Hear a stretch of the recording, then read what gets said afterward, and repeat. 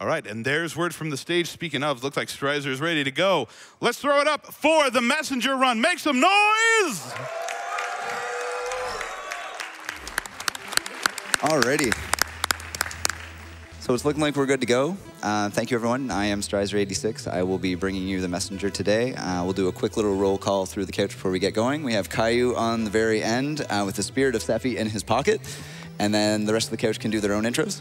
I'm the Cove. I'm Coltaho. I'm TheBlacktastic. Alrighty, so we'll get right into it. For those of you that haven't seen the messenger, it is a platformer.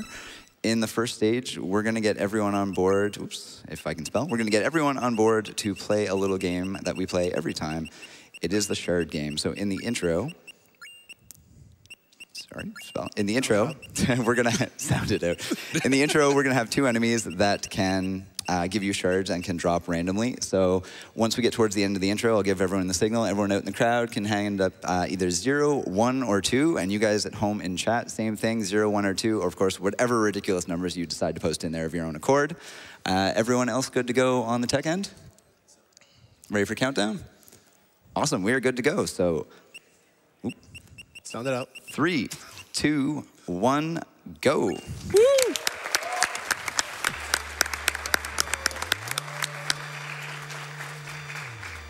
Alrighty, so The Messenger, it is a game that came out this year. It was produced, or it was created, by Sabotage Studios, or Sabotage, whichever you prefer. The developers themselves have been absolutely amazing in regards to the speed community, and we can touch a little bit more on the specifics of that later. You're gonna see this as kind of like your training section. They're gonna get you comfortable with the technique called the cloud step. The cloud step is simply slashing at items such as that, and getting an additional jump on top of that. So you're gonna see a few different ways we can utilize that and really kind of go outside the visual intended path.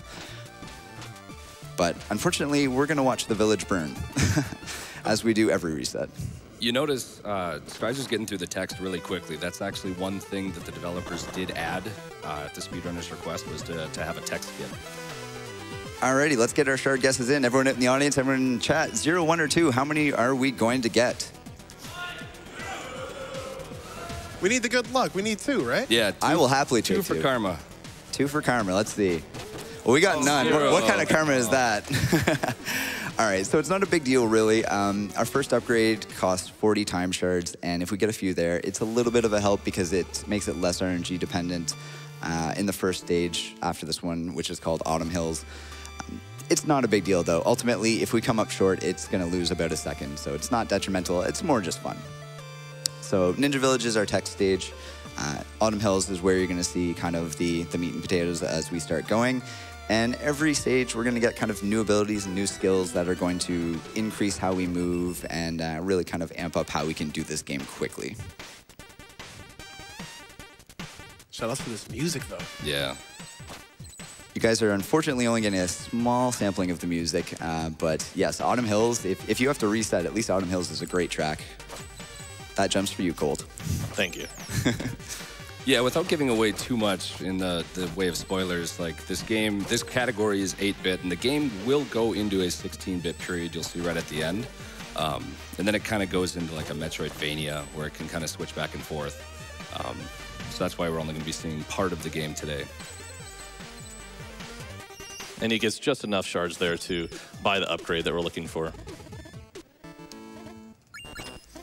So that is the projectile destruction upgrade. It will let me slash projectiles, and if you're a low percent runner, you're gonna miss that one most of all, I think. You're gonna be able to cloud step off of projectiles, so it just really gives us one more kind of tool to utilize, and you can see that here.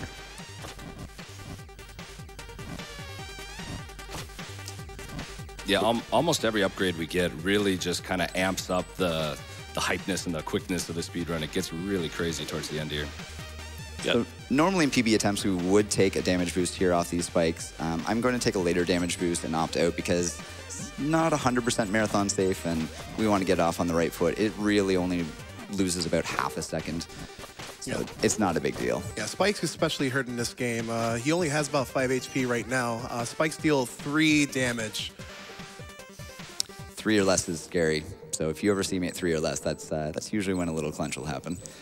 I don't know if you can tell, but when you go in the water, it's almost like you're listening to the soundtrack actually being underwater. It's a really cool kind of tidbit that they added into the game. So my early shard counts are going to be important. An early death would be a little more detrimental than later because it would put me off track in terms of which upgrades I plan to buy where. That being said, there's a few safeties you can really take along the way if something unfortunate were to happen. Yeah, if you die, you have somebody follow you around, and he will, for the benefit of resurrecting you, he takes some of your shards that you end up getting. Or ultimately, he will leave if he gets bored, which is about 60 seconds, or if you encounter a boss, well, he gets scared. He's not too brave. Good old Corbel.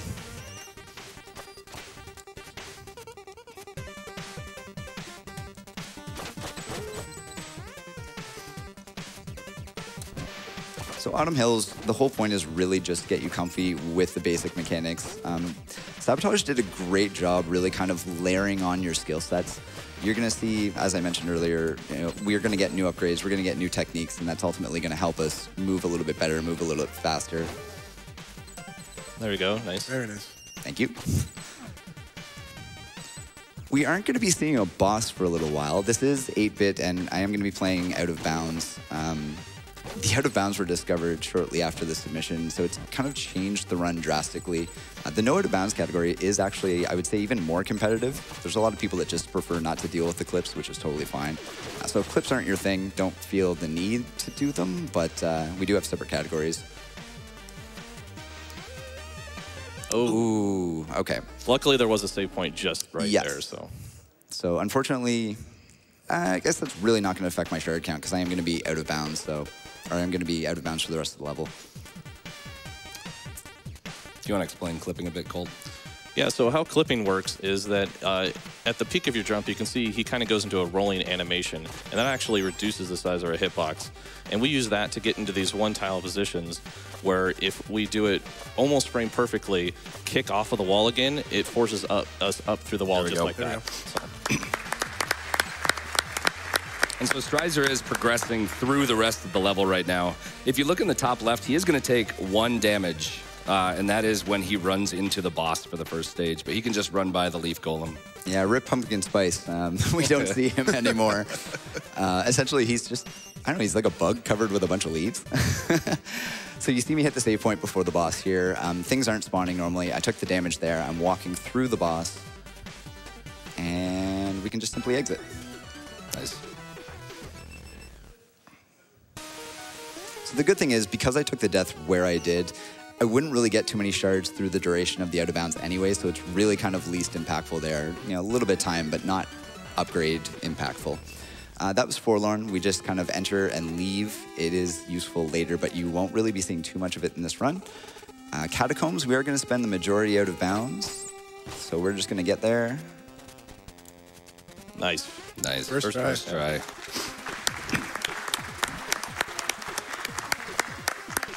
So what we're going to be doing this level is, this level is actually pretty friendly in terms of no invisible walls. We're going to be navigating the duration of this entire stage on top of the intended path.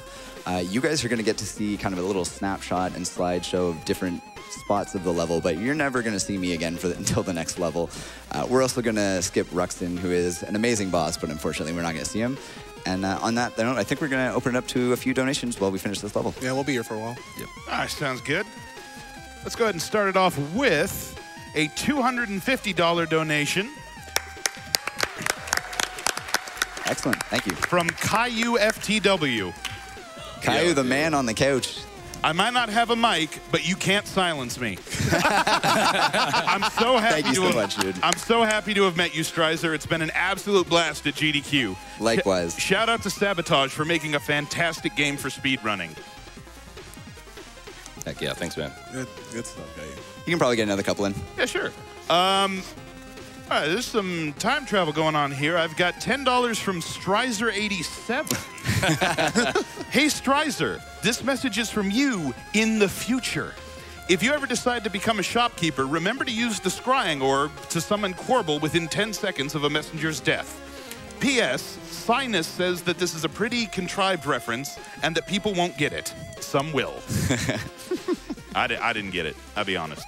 I got it. That's All okay. right. Thank you, Sinus. Much appreciated. And then I've got $125 here from Kezrek. The Messenger was a surprise hit last year, and it's awesome to see it here. I can listen to this soundtrack forever. There is actually a potential to soft lock there, but Strizer was really good right at the end to not go into an abyss that you can't see.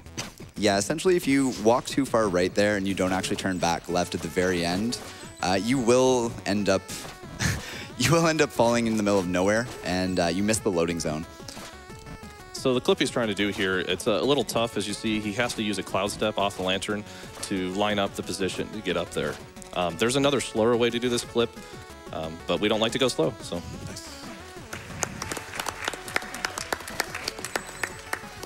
And what we're doing here, we're actually going into the loading zone for the forlorn area that you saw earlier briefly, and then we're going to exit out the backside, which puts us further into Bamboo.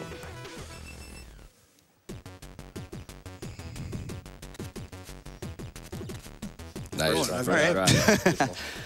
Yeah, anytime you see a first try clip, it's perfectly okay to clap. Yeah. So that's kind of the majority of the bigger clips for now. You're going to see a few small saving things, which will save us time if we get it first or second try. But kind of the big ones are out of the way for now. Ooh. Whoop! Oh! Nice save. Tried fireless, shoutouts to Rift.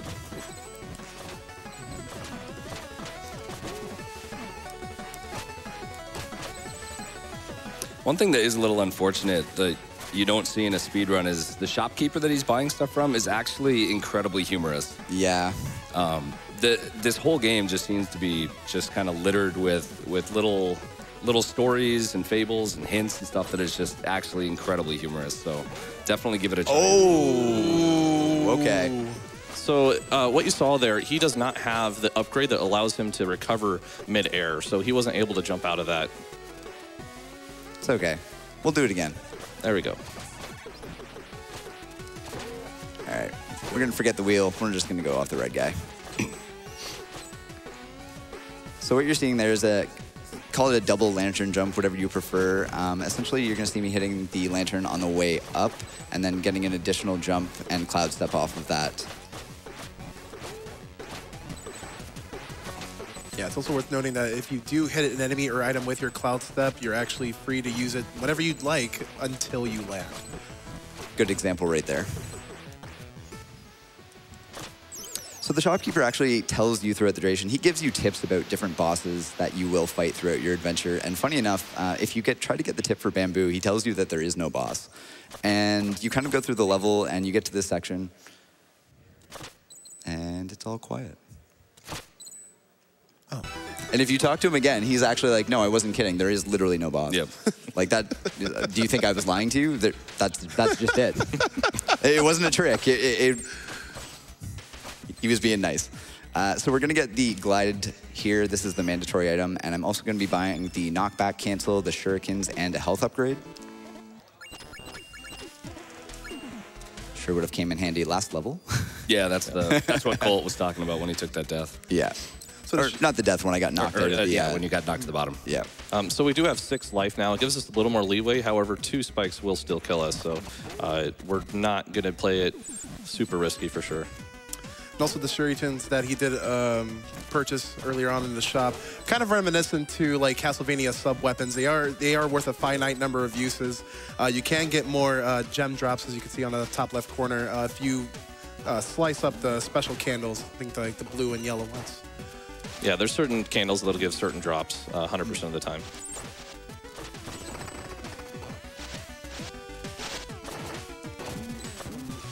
A lot of this, there are a few clips in here. Most of it is going to just be pure execution, though.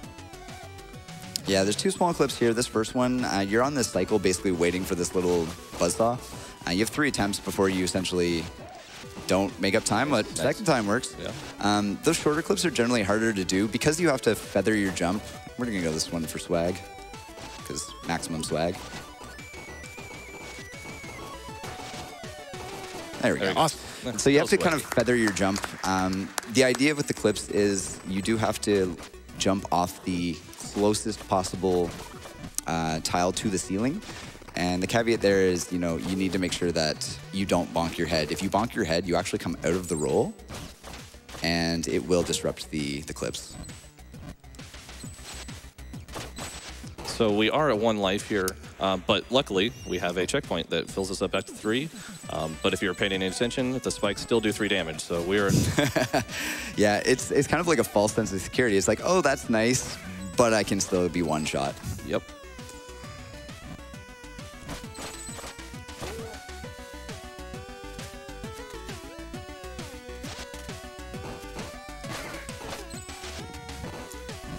One other thing that's kind of note here is that, like, Sabotage, who made this game, this is actually the first game that they developed, which I just think is insane that they kind of hit the jackpot with their first game.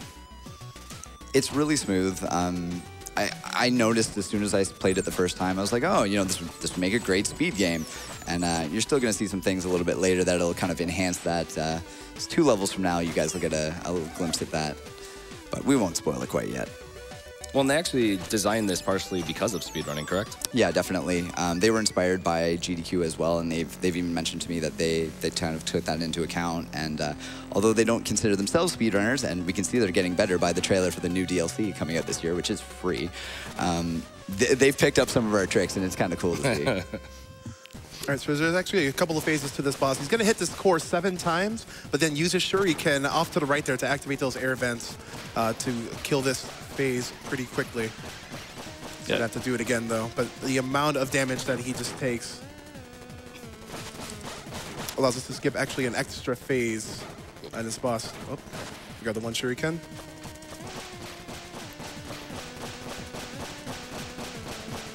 There you go. Nice. Phase 1 down. Yep, phase 1's down. Now the floor is going to collapse. The core within that sentinel is going to try to appear at any random place, either to the left or to the right or to the middle. Up. There you Nice. go. So there we go. Trying his best to conserve his shuriken energy for whenever that spirit appeared on the far sides of the screen. So the story here is actually that Emerald Golem was just sitting there digging around, and they've been digging for a long time. And so he was actually really sad that you killed the Golem. And he actually didn't even want to hurt Strizer. No, it's apparently just a big misunderstanding. Again, going back to the humor of the game, he's like, you know, I was just minding my business, and you came in and attacked me. And you're like, no, you attacked me. And he's like, no, I didn't. Well, maybe it's all just a big misunderstanding. And then you leave, and unfortunately, he gets that. Yep. Also, that'd be a great time to spam thumps. I guess that was a little bit late, but any variation you may have of baby thump, Bible thump, etc. Yep. So this is another high execution stage. We won't see a whole lot of clips in here until the very end. We can probably get in some donations. If I can find my mute button here, sounds good. I have a $10 donation here from the Yellow Shark. This is surreal. Watching one of my best friends run the Messenger at his first AGDQ. I am a 2-time cancer survivor at almost 30 years old and started watching this event 3 years ago with him, even before I started my battle with my second cancer. I know that this is your dream, and it means so much to Kate and myself to see you up there. You got this, dude. Sky says, I believe in you. Go, Mark. Thanks, Dylan. Really appreciate that. So Dylan was one of my... I'm going to play that safe. Dylan was my drummer as well as my roommate for a period of time, so that's kind of how we originally met and came about. But he has been extremely supportive of my stream, and just we became amazing friends over the last few years. Geez, 7 years now? Jeez. Thanks, buddy. I really appreciate that. You can keep going. Okay. $25 donation here from KP Logs. The whole Messenger Speedrun Discord is behind you on this one, Strizer. Let's show how fun this game can be. I've got another $10 here. Thank you very much from Caution God. I don't have much to give, but I wanted to make sure I gave something. Shout out to my buddy Strizer86, who's doing the run. He's a great streamer and friend. Good luck with the run, buddy. Yo, thanks, Caution. Much appreciated. Oh, nice glide over the spikes there. Try for swag here. Nope, not quite. So it's a little hard to do. If you have glide attack, and spoilers, there's a glide attack, you can actually end up at the top of that screen. You can fire 2 shurikens and hit the switch right from the start and avoid going up. You can do it without glide. It's just a little bit harder. You can keep going for more if you like. Oh, I'd love to. I got a ton of them here. Let's see. $250 here from Payne's Requiem. Woo. Woo. Thank you so much. I watch GDQ often with my family, and this is the first time being able to donate, so I'm making up a little for lost time. Loving the Messenger run so far. Best OST, by the way. That person has amazing taste. Yeah, seriously. I've got $25 here as well from Cooper100. Love to see my favorite game of 2018 being shown at a GDQ. Good luck on the run, Strizer, and be sure not to open that scroll. You guys aren't going to get to see the opening of the scroll, so small clip there. Saves about 7 seconds if ideal. We got a second try, so we definitely saved some time. And we're on to the Queen of Quills. So this is a pretty fun fight. You can actually skip a whole phase there, but just knocking her down. You do need a Cloud Step to get up there. And then we're going to dish out so much damage that she transitions to another phase where she tries to whip you a lot.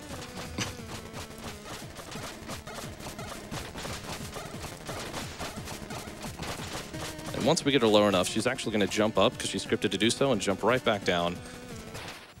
And there we go. And we'll finish her off. And so unfortunately, we do see a cutscene here. If Strizer hadn't died before, that cutscene would have actually not been there. Because we wouldn't have met Corbel yet. Saves you a couple seconds, but that's okay. We get a little preview of him. He's adorable. Just a nice little Easter egg. We're on to Craig's. So this is kind of the point where I really felt like this would be an amazing speed game, and it's going to be the next mandatory upgrade that we're going to get from the shopkeeper.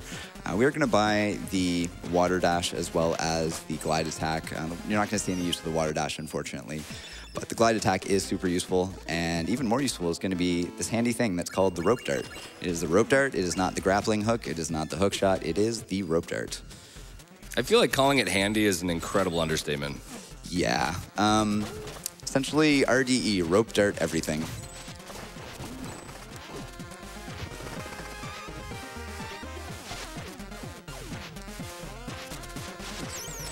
That's a really tricky jump there. Yeah, that one's really tight.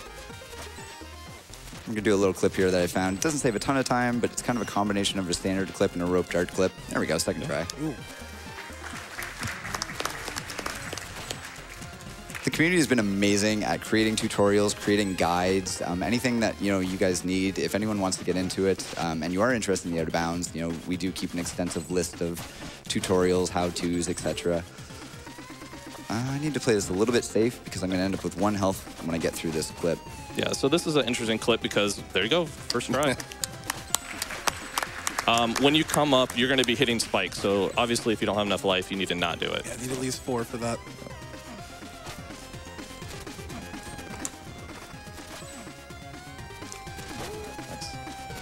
But these next couple stages are really where you see like some of the intense movement mechanics that this game provides, and why it's just so insanely fun. Yeah, especially with that downward slash, which it's kind of like a pogo in a sense, where you get a little bit of a bounce off an enemy, but still have the ability to cloud step. I love that trick right there. Wait for it to get past you, and then you lure. Stop it. Yeah.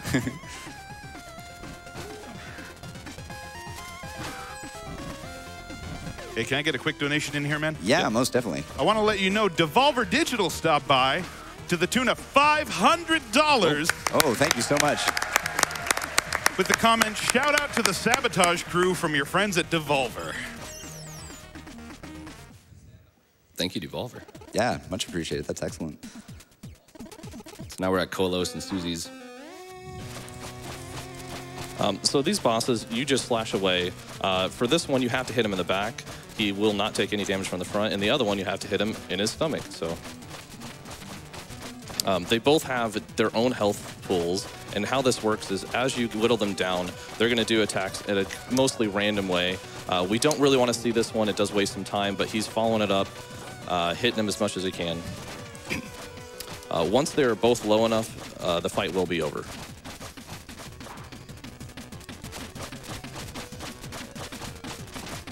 Should be out. Should be.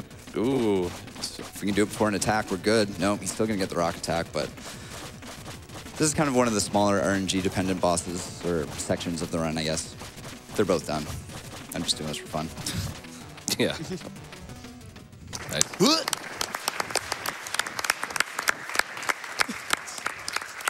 love their facial The missed tag, yeah. You also see during that fight, like, Strizer was using the rope dart, and the boulder was actually going through him. When you use the rope dart, you get a little bit of invulnerability. And so he uses that a lot in a lot of these fights. Yeah, it lasts both when you pull yourself through an enemy or also if you don't hold down the button and you actually opt to just end up in front, you still get that section of iframes. It can be really handy to avoid attacks. So this is a mostly vertical stage. We're going to be doing a lot of climbing. We're going to use rope dot wherever we can to go horizontally. And the rest of it is just really good uses of other items in the stage to get us moving along. Shout out to climbing a mountain. What is this, Celeste? We might be climbing a mountain in a couple hours here, yeah. Yeah, looking forward to that. This is really, I feel like, the great kind of culmination of all of the things that they've given you. It's like, all right, we've given you all the tools, put it together, and kind of see how you go. Yeah, it's an incredibly impressive stage. Well, if Strizer's doing it, not if like I'm doing it, but... You too can do this.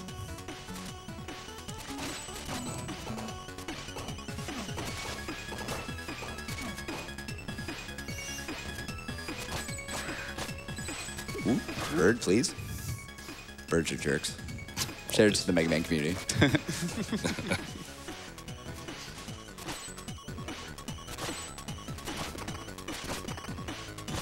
Yeah, why use those platforms down there? Oops, we don't need them.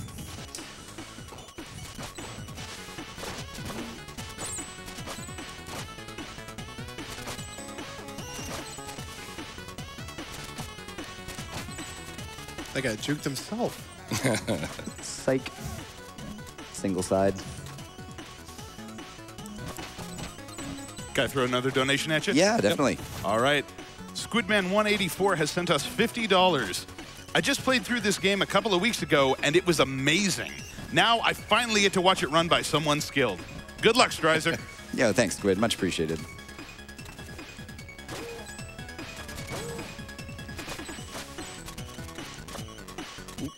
Oops. Well, I'm going to try that again. Wink.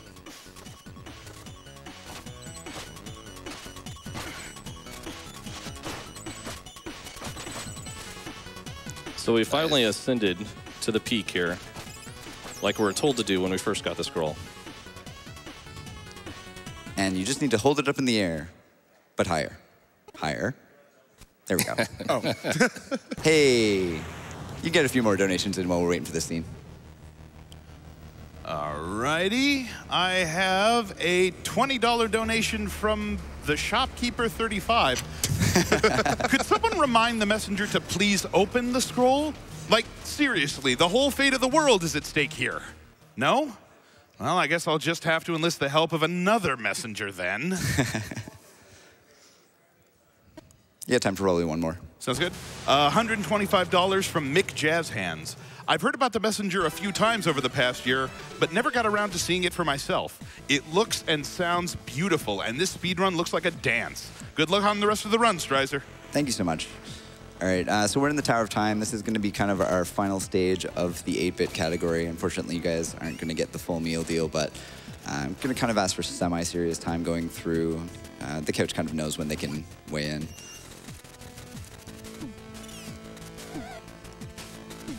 There you go. So we have 4 major clips we want to do here. There is a potential for soft lock.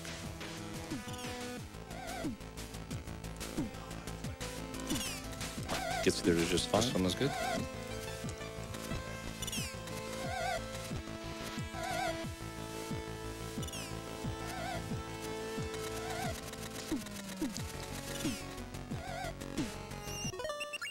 So what happens there is that he waits to see the little icon at the top that's flashing around. It actually says saving. Once we hit that, we know we can exit out and load back in, and that fixes our camera because we hit a checkpoint. Ooh. Yeah, I have to wait a cycle. Too close. Wasn't going to risk it. This is the one instance of the rope dart clip. You actually just spam jump and rope dart back and forth. Gets you in there. First try, nice. Also first try. Yeah, first try. So that's all of our clips. The rest of the game is the boss. Yeah, that's all for 8-bit. Essentially, your clips in Tower of Time will take your time down from like 5 minutes plus in Tower of Time to like 2.5. So it saves a decent amount of this stage. It's quite the gauntlet, honestly. If you're doing this no out of bounds, there's quite a few things to see and get killed by. And we didn't mention the lasers actually do 4. They're the only thing that's not instant kill that does more than spikes. Yeah, it is a really, really neat level. So this is the final fight, and time will be coming up on the final hit. So the Arcane Golem is actually a pretty long fight casually, but we're going to see Strizer pretty much not touch the ground this entire time if everything goes well. Hopefully.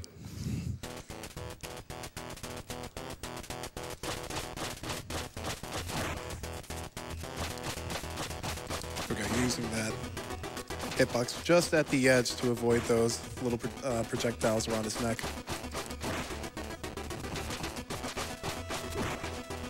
Ooh, that was a little close. It's fine.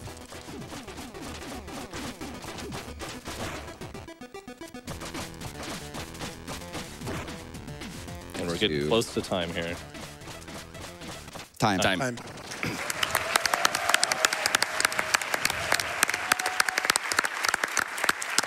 All right, not too bad. I can't see the time. I'm guessing a low 29. 29:41. Okay. So some of the clips are really good. Only had that one death at the very start, which does eat up quite a bit of time. We're going to take you guys, because we are quite a bit underestimate. Just before we get into the final thanks, I'm going to take you guys into the 16-bit realm, give you a little bit of taste of that so you can kind of see what you're missing. I believe it was the Cove that mentioned it earlier that this game isn't entirely linear. This game actually turns into a Metroidvania. So we're out of the 8-bit section now. There's actually 2 linear levels that are 16-bit, and then the Metroidvania experience, for lack of better terms, I know some people don't like that term, starts, and you get to revisit different areas, switching between 16 and 18-bit. So you can see, obviously, the palette changes and whatnot. You can hear the kind of difference in the music. When you go back and revisit previous areas, you have all those alternate versions of the soundtracks. In terms of shoutouts, I hope I don't miss any, but thank you first and foremost to GDQ for giving us a chance to showcase this. The game dropped during the submission period. I think it was like 3 days into the 5-day submission window that it opened. So I'm very thankful that they took the opportunity and they allowed us to show this, despite the fact that the run really wasn't crafted at the time. Huge shoutouts to Sabotage again for making an amazing game and for supporting not only the speedrunning community, but myself in coming down here. They've been a great help. My community funded my trip, so I can't thank everyone enough. And you guys all know who you are. I won't go into specifics, but my coach and everyone behind you, I mean, thank you so much for the hype. I really appreciate it. This is really kind of a dream come true. You know, it is my first GDQ, and I've been streaming a couple of years now, and this is something that I set as a goal. And the community has asked me to take pictures, and I am bad at taking pictures, but I am going to do this moment, and I hope everyone appreciates that. Anyone in the crowd who wants to kind of get up and get in on this, we want to see all your beautiful faces. See if I can get you guys in the couch as well. How about you stand up? Yeah, I can do that. I got legs. I guess I can do that. All right. Everyone say Fuzzy Pickles. Fuzzy Pickles. Thanks, guys. Really appreciate it. Hope you have a great rest of your GDQ, and thanks to all the staff as well for helping out. One other thing really quick to mention, this game is free this month if you have Twitch Prime, so that's one more reason to go and get Twitch Prime and then throw your sub to GDQ and then download the Messenger for free. Yeah, get in on it. No cost to you. It's a fun time, and yeah, have a great rest of the GDQ, everyone. I'm gonna do that right now. All right, come on, one more for Strizer here. That was a great run. Oh, man, that was awesome. I could barely keep up with that. All right, I want to get in one more quick donation here. We've got a $10 donation here from Snogue. I'd never heard of the Messenger before this run, but after seeing this much gameplay, can't wait to start runs. You see, that's one of the great things about GDQ. You see these games, you never heard of them before? It's amazing. All right, we need to take a quick ad break, so I'm going to go ahead and get that started. I will be right back.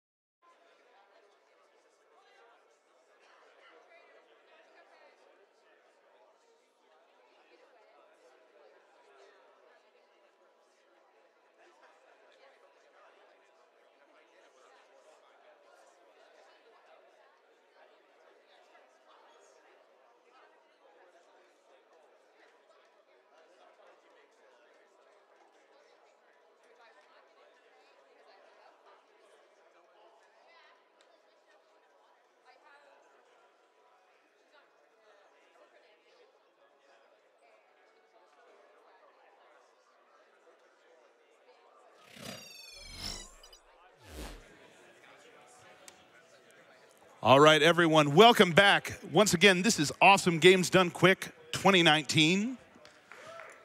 Yeah, come on, come on. I'm never going to turn that down, y'all.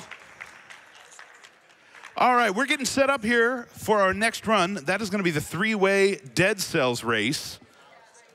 Man, this is going to be crazy. I'm looking forward to it.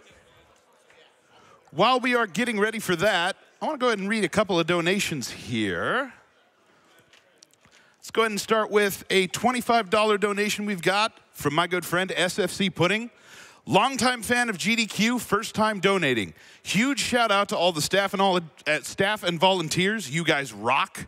Donation goes to Announcer's Choice. All right, so I'm gonna change up my Announcer's Choice real quick here, and Donations doesn't know this yet, but I just found out we had a new bonus game open up.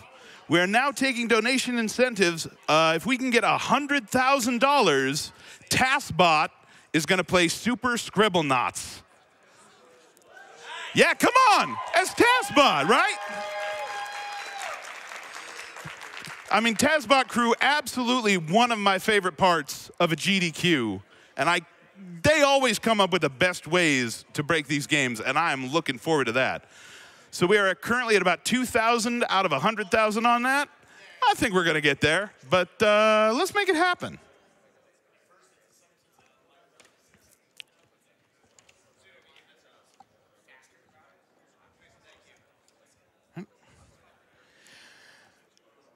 And I've got another donation I want to read here, $150 from Edge C. Hey, GDQ. Been tuning in for a few years now, always watching as much as I can and encourage as many others to check it out as well. A few months back, I lost a close family friend to pancreatic cancer, so supporting the Prevent Cancer Foundation means all that much more to me, and I'm sure others who've lost friends and family to this terrible disease.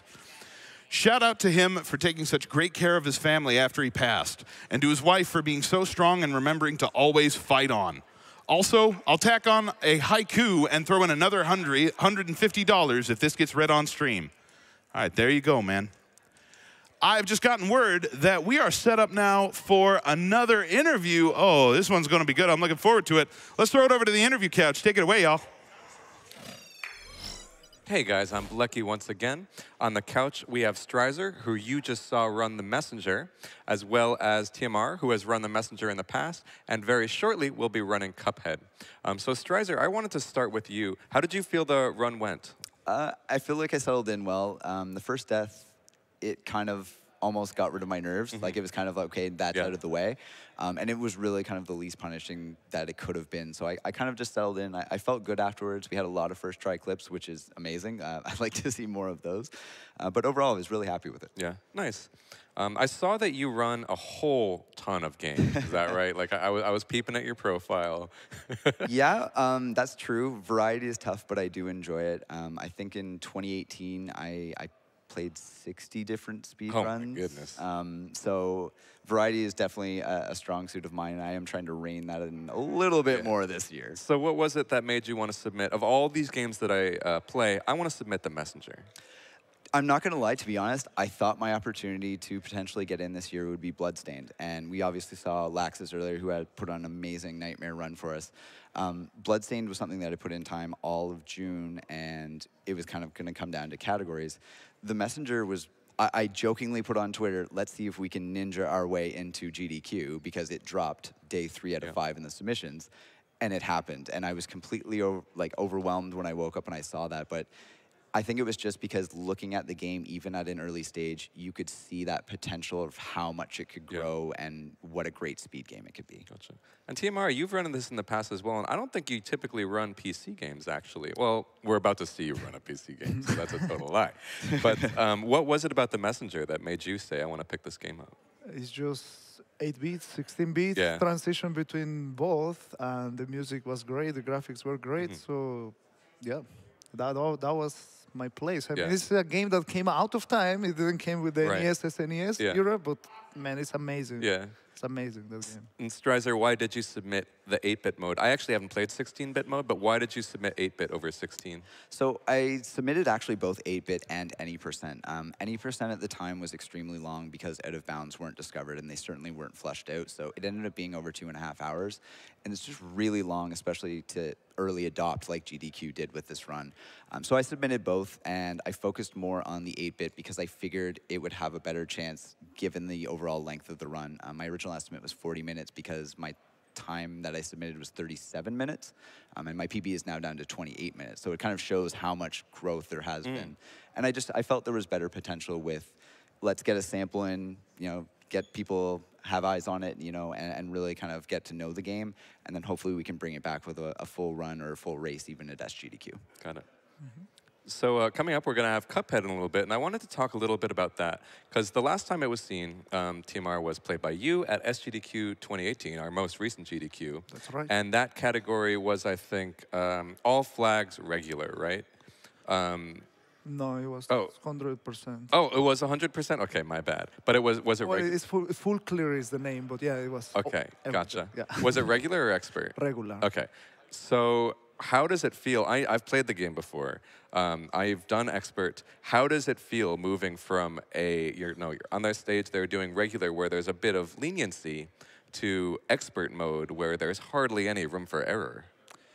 Yeah, I mean, the difference in expert is that the bosses have more HP. Also, the attacks are a little bit different, usually faster. They hit a lot more, like faster, different patterns that sometimes they come at the same time.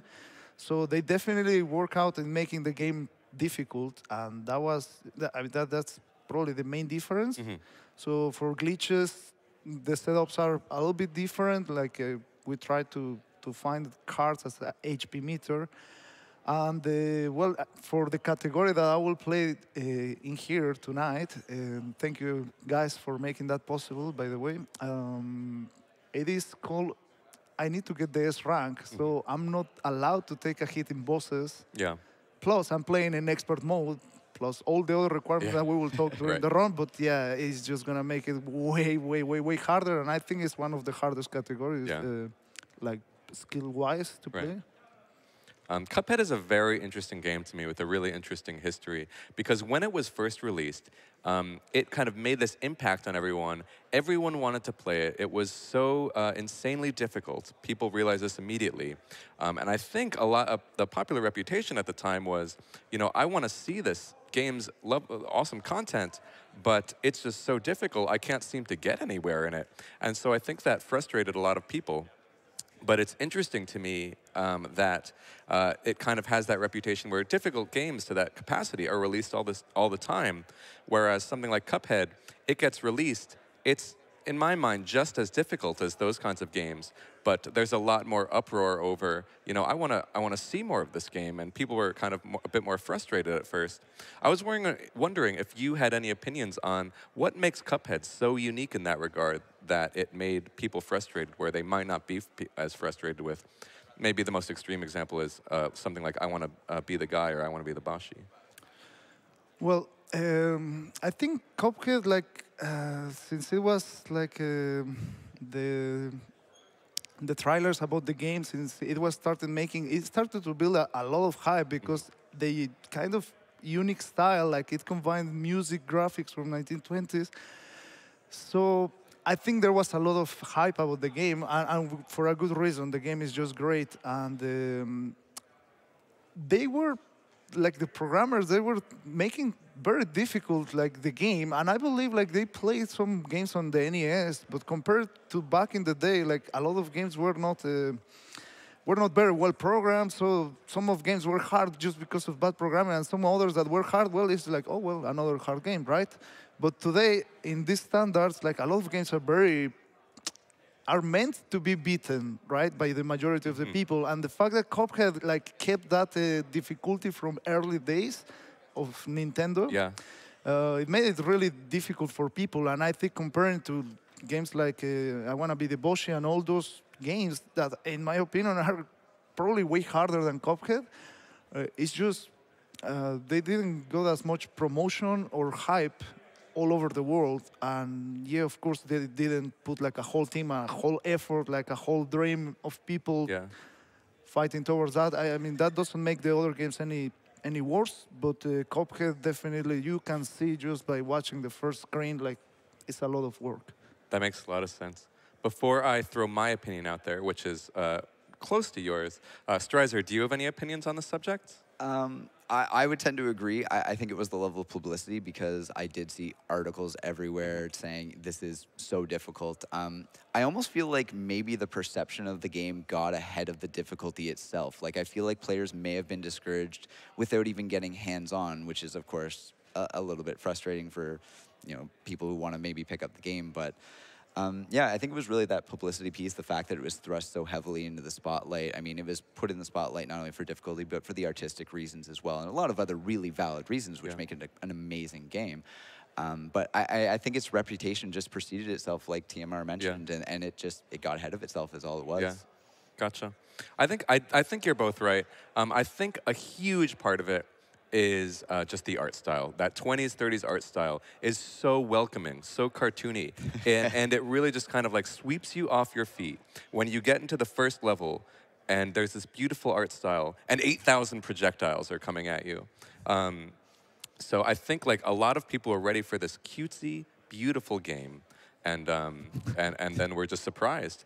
And that is not for a second to take away from how great this Cuphead game is. I mean, you are going to see momentarily TMR absolutely annihilate this game. It is an awesome game, and I just can't wait to see you destroy it, because it really is just so difficult. I hope a lot of you guys have played it by now. It's awesome, and I think we can just about wrap this interview up, honestly. But stay tuned, because shortly you are going to see TMR kill Cuphead. I mean, the game Cuphead. Cuphead will stay alive. So once again, thank you guys so much. Strizer, awesome messenger run. Thank you so TMR, much. I can't wait for your Cuphead run. So stay tuned. It's going to be awesome.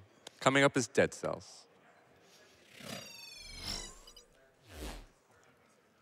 All right, thank you guys for that. So while we get ready for that Dead Cells run, a couple of more donations I want to get through here. I've got a $35 donation here from Rage Limited, donating for the Vive Pro.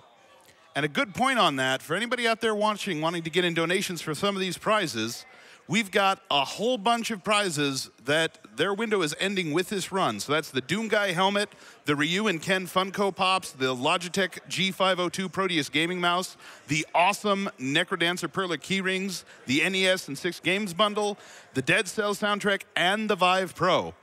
Those prizes are available through this Dead Cells run. So if you want to get in for those, make sure you're getting that money in for us.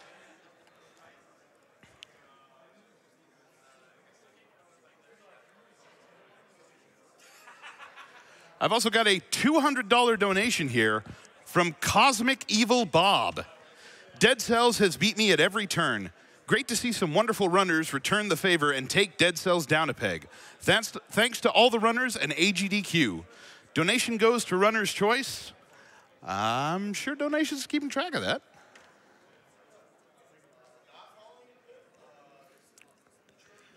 I've also got a $250 donation here. Yeah, that's right. Come on.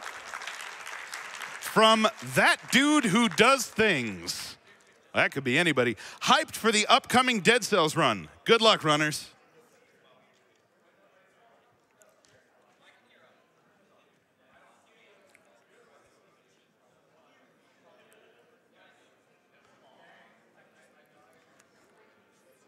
Oh man, these keep coming up.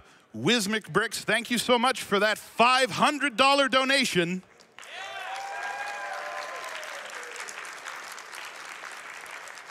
And they comment, I cast Fistful of Cash. Natural 20 on my spell attack. Take that, Cancer.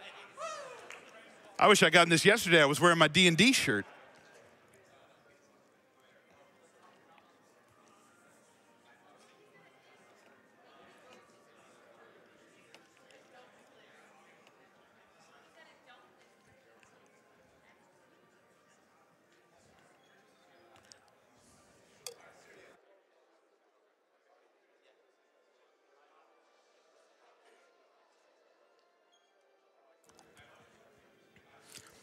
All right, looks like we got somebody following through on a promise. Edge C is back again with a $150 donation.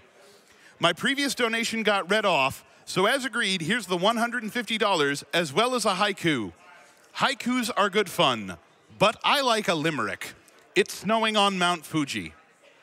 That's not, I was close. And have a free limerick. Once a year we get AGDQ. It helps us through cold winter blues. There's another in summers, both with great runners and huge support of good charities too.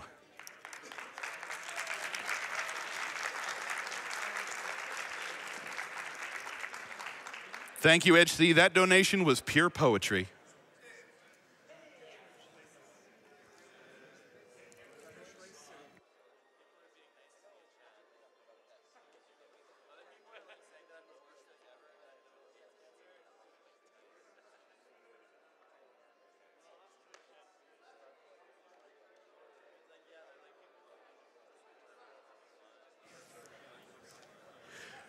We had a $125 donation come in from B. Diddy. Thank you, GDQ. What a run Crypt of the Necro Dancer was. Can't wait to see Dead Cells and Cuphead. Thank you to everyone involved. Cheers and love. Hey, right back at you. We've also got $35 here from K2Z. Getting so hyped, not only for the Messenger, but also Dead Cells, Cuphead, and Celeste. Best night for runs.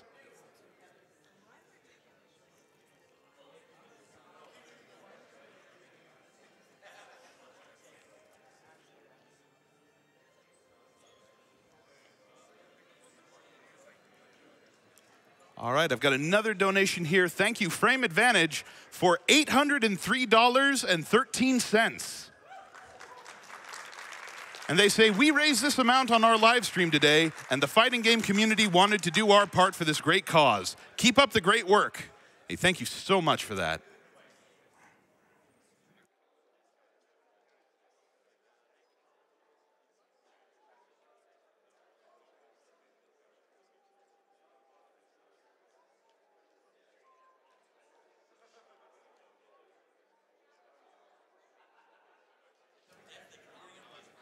We're already starting to see some donations come in for that TazBot incentive we've got. I've got $50 here from Brown Bear 242. Beep boop, more Taz, please. As well as $50 from the Kuruskai. I'm always a fan of TazBot doing anything. Let's go to breaking another game in the most entertaining way possible.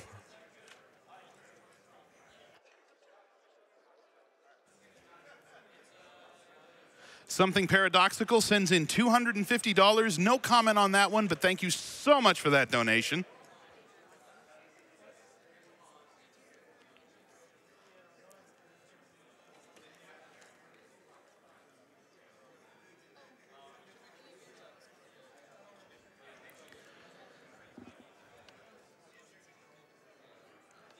Another incentive that we are tracking here, Prince Mai donates $25.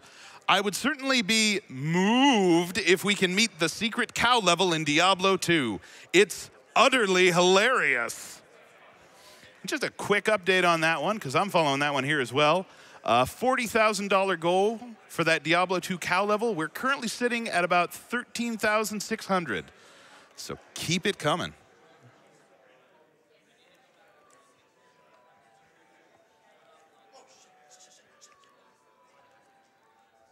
And a little bit of love for some folks about 20 feet dead ahead of me.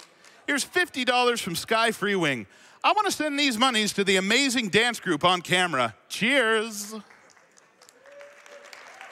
I seriously don't know how you guys keep it up. It's like a marathon all its own in here.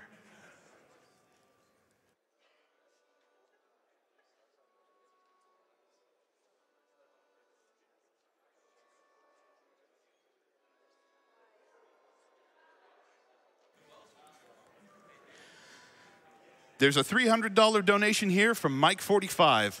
My grandmother was just declared cancer-free after a multi-year battle. Time to celebrate by donating for some capital A awesome runs. Mike, that's awesome. Guys, can we get a cheer for Mike's grandma on that? That's amazing. There you go, man. Send our love to your grandma, all right? Make sure you call her. She wants to hear from you.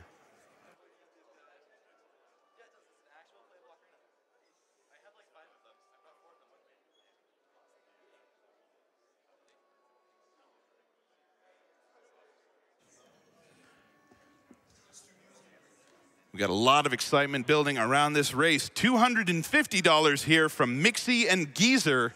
Good luck to all the Dead Cells runners, but more luck to Skaz. Tube says hi.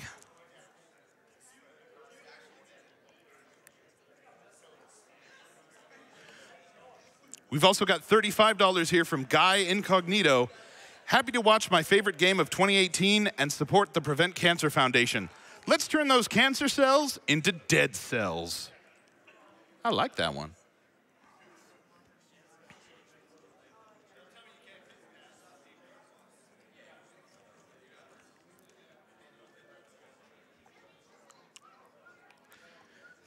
$20 donation here from Yunes. It's my birthday, and I figure I should share some of it with you. Thanks for the entertainment for a good cause. Loving all them speed runs. All right, I'm going to cue you on this one. Can I get some hype from the crowd? So can I get a birthday hype on 3? 1, 2, 3. Birthday hype! All right, well, that was close. I thought it was. All right. You can't mess with the hype formula. That's what I'm learning tonight. The hype is its own thing.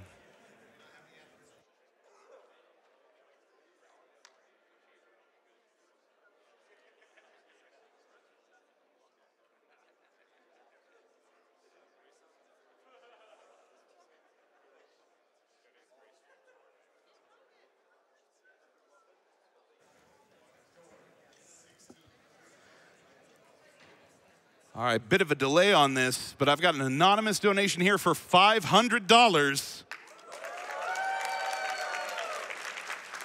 with a comment that says, a bit late, but that Necrodancer run was insane. I love seeing very brave streamers running roguelikes at GDQs. Man, that was a thing.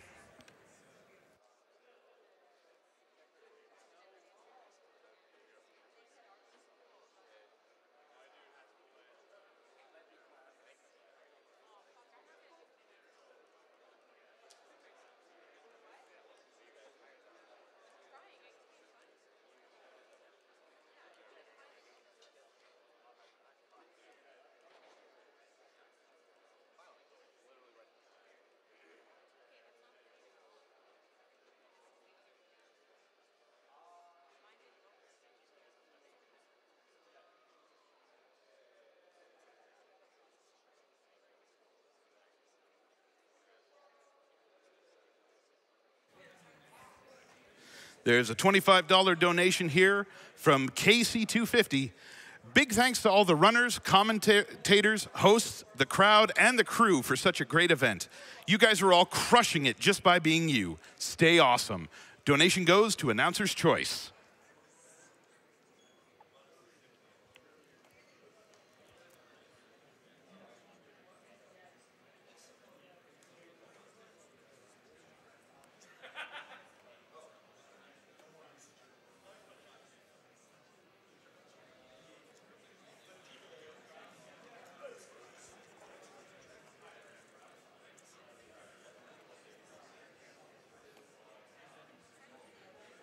Wavy sends in $50.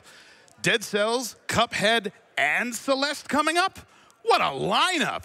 Thank you, AGDQ, for all you do. That's going to be a show tonight.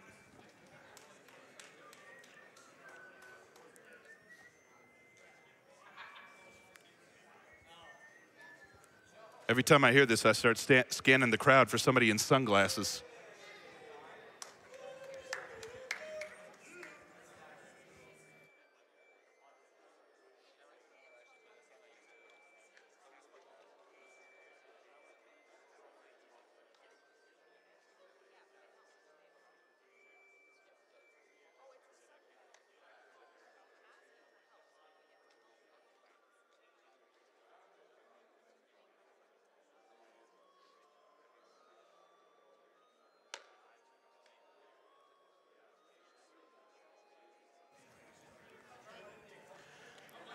There's a $100 donation here from Blargle103. Hey, there's a name you recognize. Hey, Skaz Studio and Church. Blargle from the Dead Cells Speedrun Discord server here. Since I know the layout of the Seed You're All Racing run, I'll be sure to yell at my screen whenever any of you go the wrong way. I'll be donating an extra $50 per person who makes it to the end without dying. I'll also throw in an extra $50 if anyone does a proper ledge cancel. That means I shouldn't see the attack come out fully when you do it. Good luck on the race.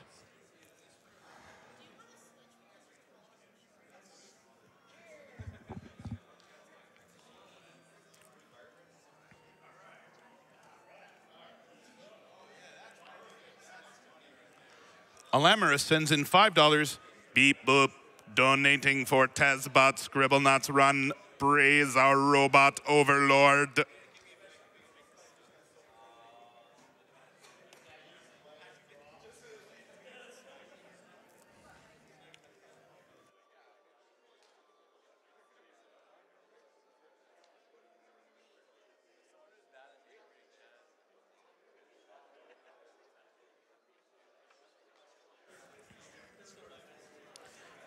Pumpkin sends in $25. My girlfriend and I love GDQ and everything it represents. My mother was diagnosed with lymphoma and after receiving treatment went into remission. Unfortunately, she has passed since then, but it's thanks to treatment and my family and I were able to enjoy the last years of her life with her. Don't be afraid to visit your doctor and encourage your family to do so as well. Early detection is the best weapon against this disease we have right now. Thanks to all the runners, donators, and hosts. Pumpkin, thank you for that donation. That's what we're here to help PCF do.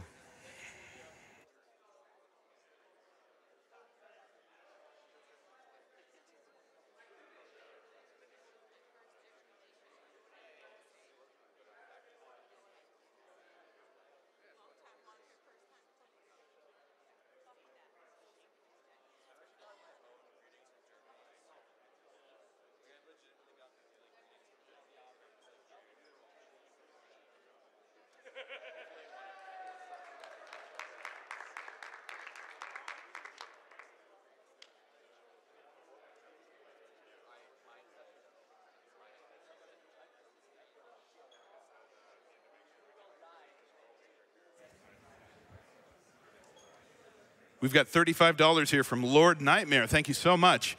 It's been an amazingly hype marathon so far. Can we set a PB and beat last?